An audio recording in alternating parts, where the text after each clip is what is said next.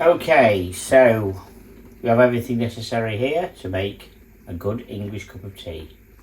We have Yorkshire tea. To me, that's the best tea going, but there is other tea available. Tea taker's mug. Again, other mugs are available. And we have a teapot. The tea cozy. Now, this is the best way to make it, definitely in a teapot, let it brew properly. Now, because I like my tea to be quite hot, I warm the cup as well as the teapot. The teapot needs to be warmed. So you've got a freshly boiled kettle. Just boil that again, just to make sure. Except some purists say that you should only boil the same water once. We reckon it doesn't taste as good when you boil the same water. And by the way, the water has come out of a filtered jug as well, because I live down south. It's called hard water, so it doesn't taste brilliant. So it's used filtered water in the kettle.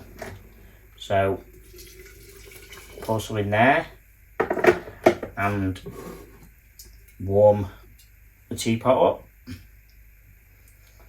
And then I use the same water then, and I put that in the mug,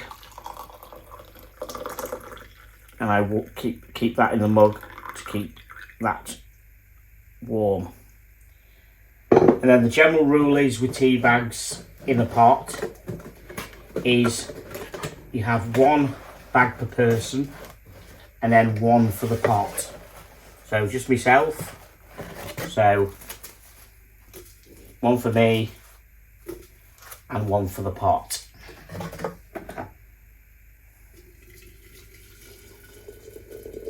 There goes the water, and goes the top, and then we use the tea cozy to keep the tea in the pot warm. Now that is going to be kept in the teapot for about 3 minutes. So, see you in 3 minutes.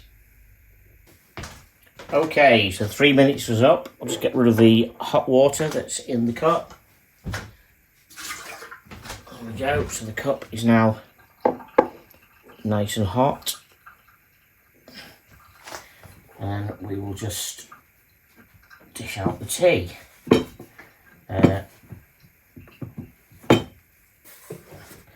Now, if it was leaf tea in here, which you can use, you usually give it a good stir. I used to do that with the tea bags anyhow. Probably don't need to with tea bags, but we do that anyhow. And of course, we don't put the milk in first, we put the milk in last. That's one important thing that people do. They put milk in first. Milk should always be last when making tea. No exceptions.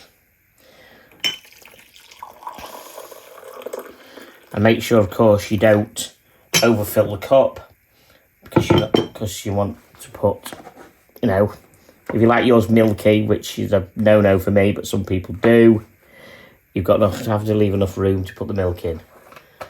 But I like mine nice and strong. So let's have a look. See, that should be good enough.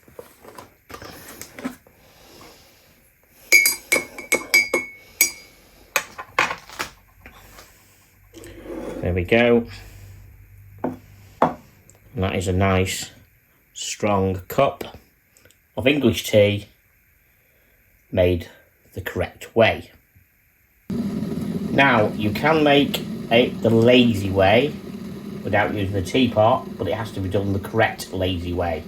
The kettle is just boiled. You have a mug.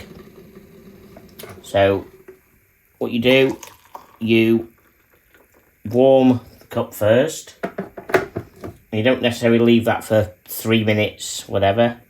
You can just swirl that around, but make sure that the cup is quite hot by putting boiling water in.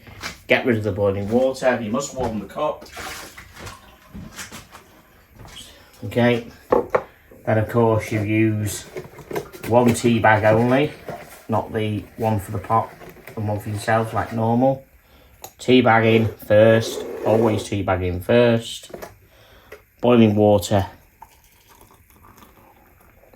And I still recommend leaving it in for 3 minutes.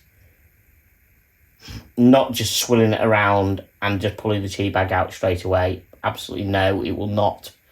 It will not infuse the tea properly. That's why it tastes horrible. People who just dump the water in, swirl that round a bit, get rid of the tea bag, chuck the tea bag out and pour the milk in. All done in 1 minute. That is why you get a rubbish brew. Even if you put the milk in last, like you should do. So I still say that you should leave that for 3 minutes if you can. Or as long as you can, really. 2 minutes, 1 minute, not just straight away, because it tastes horrible. So we're going to leave that a couple of minutes. Right, that's been left a couple of minutes. I said you can leave it less than that, but you won't get a decent brew, so I'm not even going to teach people how to do that, because it ain't right. Get rid of the tea bag.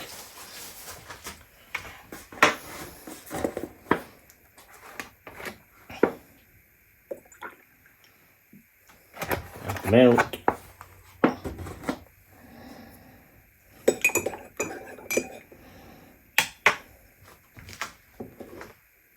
And there you have it. A cup of tea done half right.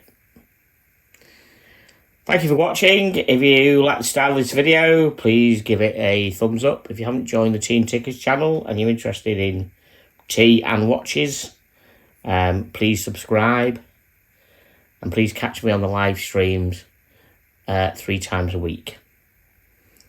Thank you for watching.